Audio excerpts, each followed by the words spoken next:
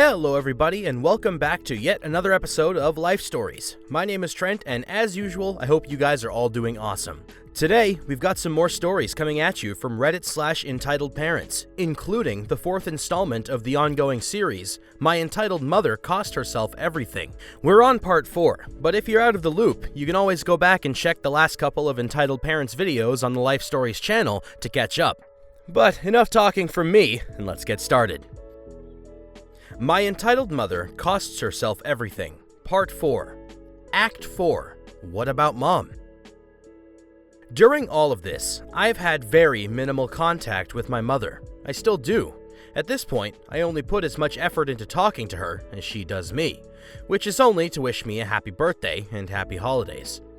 As my father predicted about my mother, she did in fact get addicted to drugs. She has in fact been selling herself on the streets. She was a blonde, which is where I get my blonde hair when I was young, but now has very short brown hair. Pretty sure she's wearing wigs now. She's been in and out of jail for so many things now. Drugs, being high in public, other illegal substances as well. One time, she was even caught with somebody on the hood of a car, in the freaking streets. I'm talking midday, completely exposed in front of everybody. Dear God above, believe me when I say, I wish I was exaggerating. Don't do drugs, kids. The thing is, my grandmother is convinced Mom was a victim in all this. She thinks it's Dad's fault Mom got addicted to drugs, that it was Dad's fault that she ended up homeless, and that my dad did nothing to help her. Now, don't be so quick to think my grandmother's the bad guy here. I don't blame her, to be honest. Not because my dad did anything wrong. I think my dad did the best that he could, and then some. But my grandmother once told me that if Mom doesn't get clean, she would disown her as a child. Grandmother had already lost the house she let my mom stay in, because it was condemned by the drugs within it, I think. I don't know if they were cooking or what. All I know is that she lost the house. Anyway, I think when grandmother was faced with having to back up her threat of disowning her child, she found it easier to blame someone else. In last year's tax returns, Mom claimed she was getting $3,000 back. Somehow, I'm not sure. Then, that she was going to use that $3,000 to get a car, even though her license was taken from her long ago. When that $3,000 never came, she convinced my grandmother it was because of the bankruptcy Dad had left her in from the farm. Remember when I said that Dad had agreed within the divorce that he would take full responsibility of the farm, including filing bankruptcy on his account back in the first few acts? Well, yeah, that was a flat-out lie on Mom's part. The divorce papers prove it. Grandmother was set that this was the case, and that this was all Dad's fault. Let me make it clear, Grandmother is not an entitled parent. Again, I think she finds it easier to believe that it was someone else's fault, rather than her child is just this drug-addicted, stupidly irresponsible woman child. Because I didn't raise your mother to be like this. And I believe her. Grandmother is a sweet old lady who's so close to retirement. She's just really depressed at how her child and one of her grandchildren turned out. The last time I saw Mom in person, it was outside the stadium after I graduated college last year. She, Dad, and Stepmom were all there. She had also brought along a very close friend of hers. She was no stranger to me, as her and my mother were friends ever since they were toddlers, practically sisters. It was actually pretty adorable. They have pictures of each other together as toddlers. Anyway, she and my dad were actually having a pretty civil conversation together that day. Despite their history, every time I saw them together, they behaved like adults and didn't start any drama, thank God. At least, not any drama that would have started a scene. I was with my best friend, taking pictures with him, as he was the only one who could make it to my graduation outside of my family. As I was with him, my mother had guilted my dad into lending her a $20 for gas money. As he was about to give it to her, my stepmom swooped in and put her foot down, telling her no. My stepmom is one of those tough love types. She won't hesitate to tell you the truth if it hurts your feelings, if you need to hear it. She's tough most of the time when she needs to be, and sweet when she needs to be. Know what I mean? So she definitely had no fear of telling someone no. Mom didn't make a hissy fit or anything. She just accepted it and carried on the conversation. My parents were living over an hour away from me at the time, so I didn't go and visit them after graduation. We had already had plans to have a celebratory dinner at my restaurant of choice that weekend, so we took our pictures, said our goodbyes, and they left. I decided to stay with Mom because I couldn't remember the last time I saw her, and knew I likely wasn't going to see her again for a long time. Case in point, I haven't seen her since that day. We talked and made our way to a nearby Burger King. As we were talking, she told me about the conversation with Dad about the 20. She said, "Your dad was about to give me the 20, but then the hammer came down and stepmom stopped him." She didn't badmouth them or anything to me, but when we got to BK, I did take note of the fact that she paid for her $15 meal with no issues after I offered to pay. We talked, had a good time, then left. I gave her a 20 as a last thank you for going out of her way to make it to my college graduation. I had honestly expected her to have one excuse or another to miss it.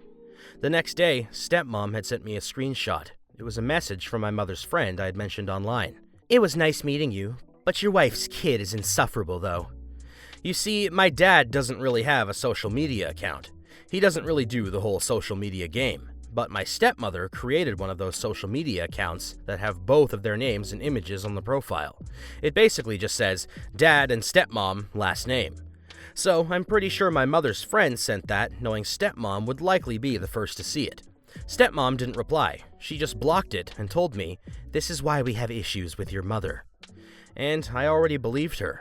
I completely understood why they go out of their way to avoid her. She apologized for bickering about my mother to me, and that was that.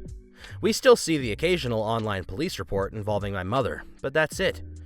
Seeing what my mother is in jail for, one week or another, is as common as seeing what the weather's going to be for me. I honestly don't know how she's so commonly in and out of jail as she is. I'm surprised she's not in there for the long haul at this point, know what I mean? But, oh well, she's a big girl. If she wants to keep ruining her life, I'm not gonna stop her. I'm not her mother. This really just makes me pity my grandmother, who is her mother. And that's the end of Part 4. Next installment of Entitled Parents, we will move on to Act 5, Final. So, hopefully this ends as good as it can for OP. Here's hoping. Moving on to something hopefully a little more light. We got a story titled, "Entitled Family Forces Me to Babysit for an Entire Weekend and Makes Me Miss My Mother's Birthday." So, let us start. I am Ghanaian, and if anyone knows anything about the West African diaspora, you will know that Ghanaians and Nigerians share a lot in common and often find themselves in the same communities. Also, if anyone has met an entitled African parent, you'll understand the theater that is surviving them. I have many stories to fill a whole novel, but let's start small. So, the entitled family, our cast. Entitled mother, EM, entitled father, EF, and entitled kids, EK and EK2. This is a Nigerian family that had moved into our little town and naturally entered my parents' circles and therefore became family friends. This started the process of them becoming a thorn in our family's sides. The event I'll mention is what severed ties between our families. So after a couple of years living in our town, they moved to the nearby city where EF got a nice job as a consultant in cardiology. Good for them. But when they moved, they put EKs in private school and became integrated into the high society, and my city is a very affluent city in the UK. If their entitlement was a 6, they were a 12 now. Once in a while they wanted to go to their high society parties, I would be asked to babysit their EKs for the night. I didn't mind. I got on with the kids as I established that I'm not one to mess around with. If they obeyed the rules, they were rewarded. But I had no qualms punishing these kids and held firm to my boundaries. Once they understood, they were mostly well behaved. In fact, I got way better at parenting their kids than them. When I gave instructions, they obeyed. They didn't even obey their parents' instructions. Anyway, I have a busy life juggling a master's with a job, so usually when I babysit the night, I usually had plans for the day after. But as time went on, the EPs kept ignoring my plans and finding ways to make me stay the rest of the day. Like forcing me to go to church with them and conveniently going shopping in the mall for hours when they were meant to drive me home.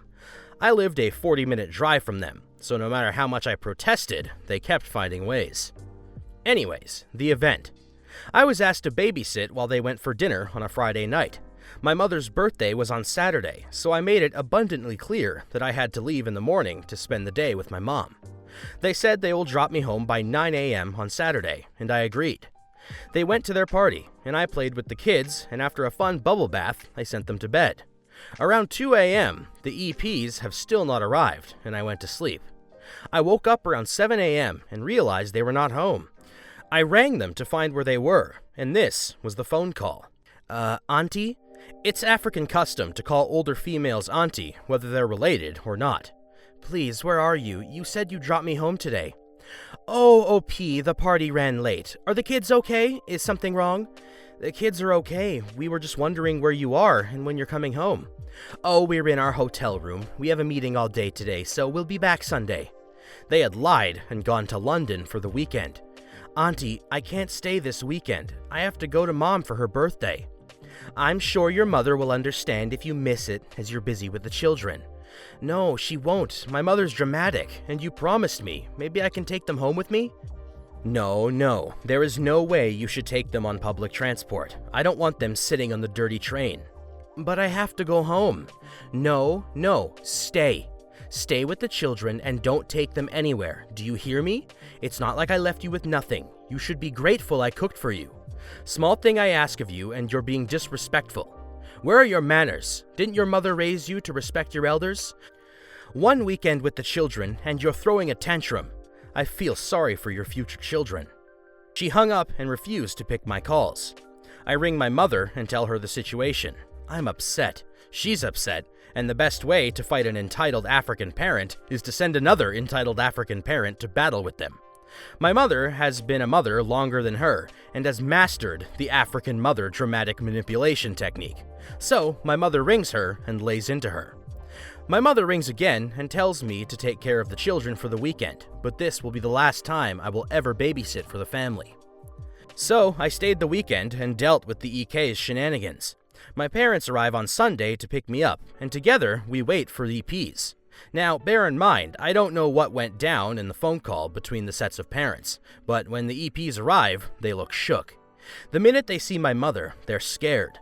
They don't even say anything to me. The EF just pushed 150 pounds into my hands, and my mother drags me into the car. The EPs lock the door in a hurry, and my parents are fuming in silence on the way home. I have never seen such animosity. Anyway, that was the last time I ever saw that family ever again. Like I said, I have more stories of entitled family and family friends. My mom has one of the most JNF families in existence, and if you want stories, let me know and I'll tell. Hey, I'm always down for more stories, especially ones with concurrent characters. I'm sure the people on the channel like getting to know some of you. Anyway, ladies and gentlemen, that's all the time we have for today's episode. I want to thank you so much once again for tuning into Life Stories. You know the drill. Don't forget to like, comment, and subscribe so you don't miss any of the Reddit content we got cooking up for you, and I hope to see you guys soon.